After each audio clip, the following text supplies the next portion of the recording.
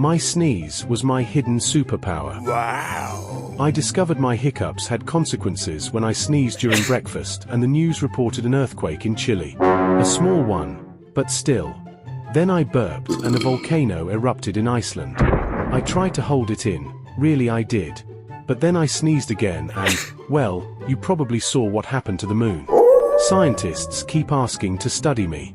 They don't believe me when I tell them I just need some antacids. Would you like to have this kind of superpower?